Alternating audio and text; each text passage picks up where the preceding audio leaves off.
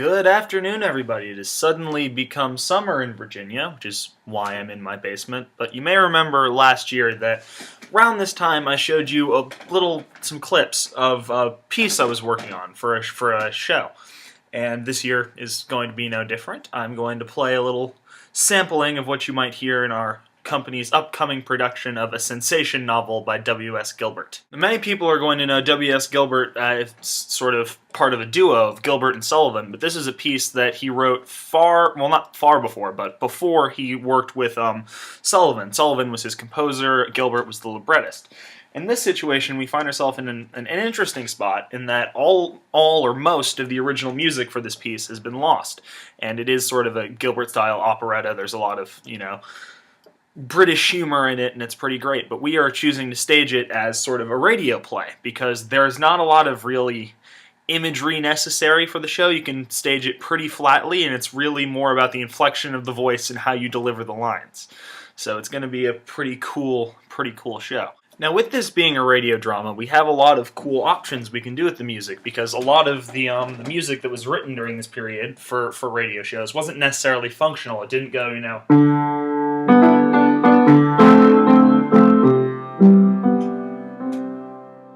It was sort of,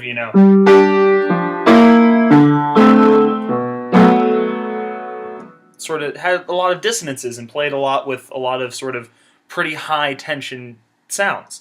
So we can use a lot more colors that we normally wouldn't have to create the sound, especially in the background music of the show. Now, this piece presented a challenge for me in that I don't often, when I'm writing music for myself, I don't often write for singers. And if I'm writing something for a singer, it's usually,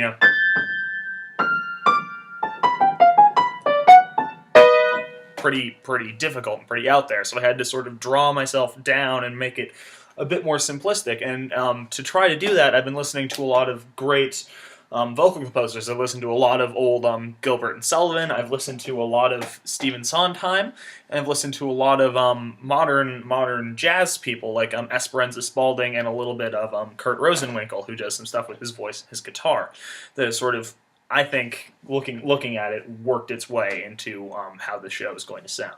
So we open with the author. He's the person writing this novel. It's called a sensation novel because it's based around the author trying to write a piece of ridiculous, over-the-top literature, which was sort of very common at the time.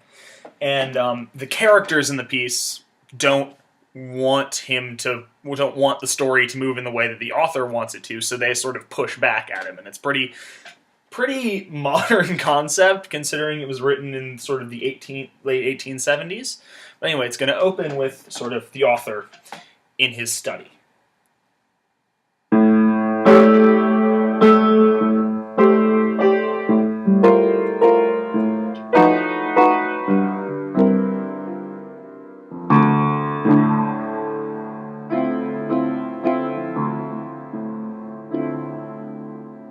Now, the sort of first song of the show, the author has a small monologue where he talks about how he's going crazy and, he needs to finish this piece.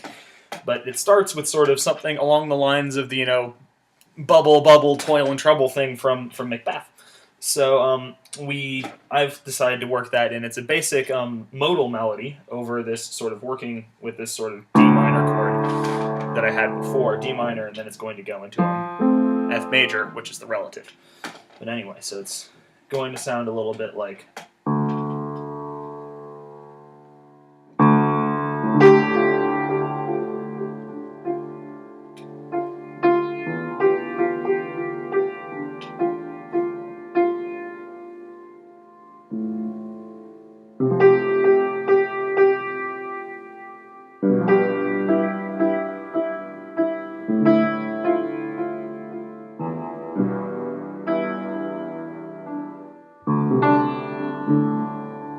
And that motif is going to sort of continue throughout this particular song, and it's going to come back whenever sort of the author makes reference to all this sort of like dark stuff. It's going to be this D minor chord, and then this descending idea of...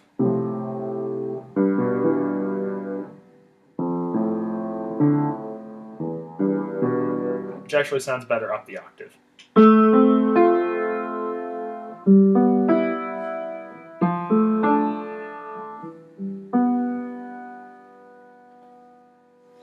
this on the root third and fourth of D minor. I want to sort of play up the dramatic, like sort of play up how over dramatic the piece is, because it's supposed to be sort of a comedy. So a lot of the stuff, like the author talking to this spirit, is going to have, you know, some really dramatic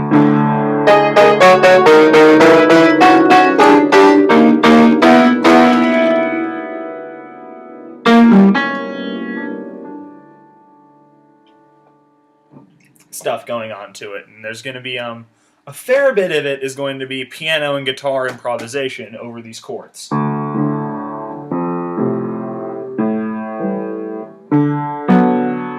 at least a fair bit of sort of the transitionary music is going to be like that. And a lot of sort of, if there's a melody going on in the background, it's probably going to be either guitar or violin, and it's going to be improvised over a sort of a framework. The first scene sort of closes with the author and this character, the spirit, having a duet, and I'm going to bring back sort of the author's theme, but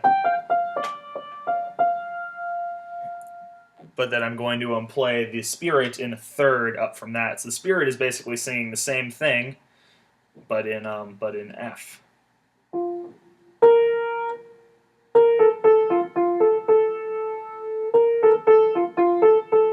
So it's going to be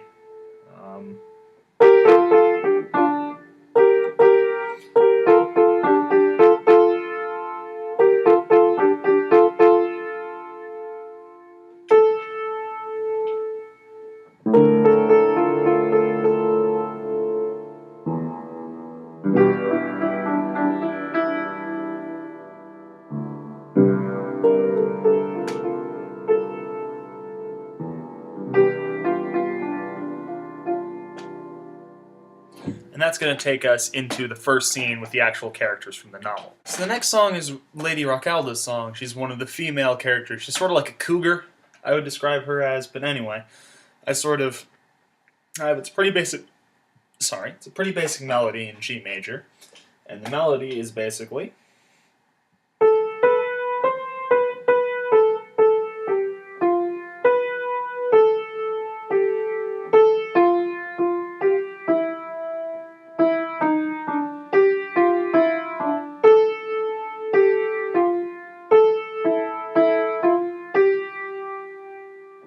and that repeats itself. That's a little that gets through 4 bars of the melody, and it's all going to be basic variations on that. There's going to be dynamics. For example, there's an O at one point over the 9th, so I'm gonna put in something like to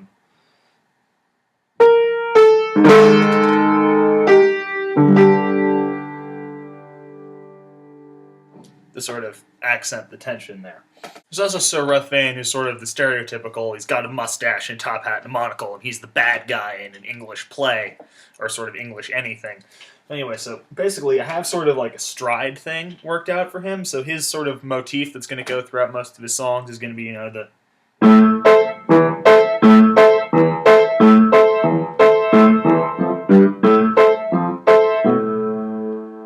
kind of thing. Where's his first song? Ruthven has a song, sort of song number 7, which I'll get into a little more, but his sort of thing is going to be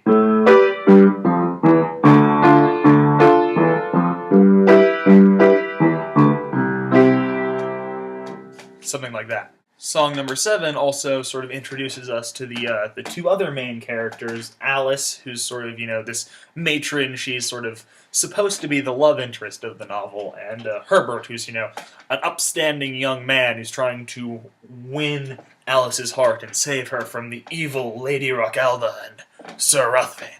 But anyway, so that's going to be, Alice's little motif is just going to be this, like,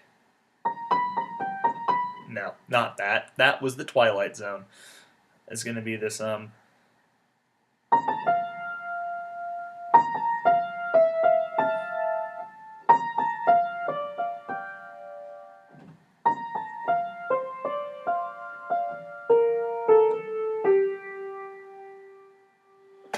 that's sort of the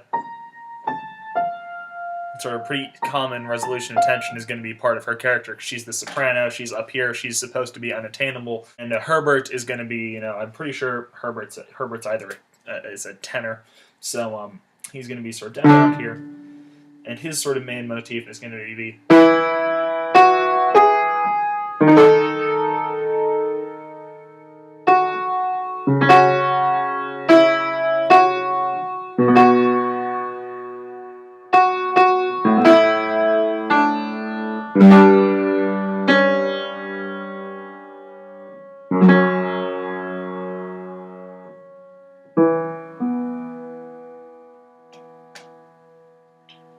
Now, the character of the Gripper, who I sort of view as like a Monty Python-style detective who's utterly bad at his job and says ridiculous things, is going to have most of the dramatic stuff, a lot of the, like a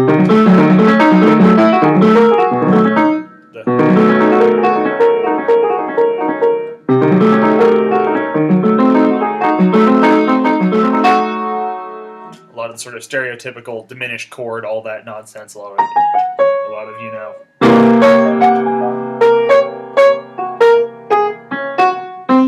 altered dominant stuff going on behind him, and most of his melodies are going to essentially be, pretty easy, stuff that, sounds a bit like a drinking song, because he passes himself off as, probably smells a little bit of, stale liquor, and he's probably, has had a few in every single scene that he's in. Now, part of the point of the play is that the characters, as the author presents them, are not the characters as they see themselves. So we're going to have some switching of motifs. For example, Sir Ruthven, while he's usually, the kind of guy, might for one scene get the,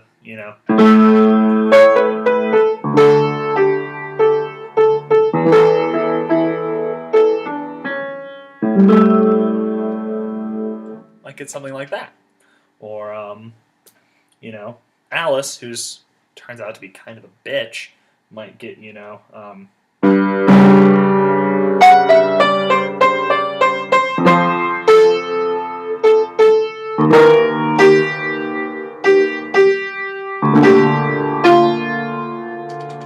something along those lines. That's the basic concept I'm working with the show. There's going to be a lot of fun sound effects. It's going to be generally light, but light in a really over-the-top manner, and I hope you guys like it. I'm going to put the link to get in contact with the theater company down there if you want to, tell us any ideas that you might have, or throw money at us if you'd like. The performances are going to be over the summer as part of the D.C Fringe Festival, as they were last year. As always, I'm Maxwell Denny. Thank you for watching, and I hope to see some of you over the summer. Maybe.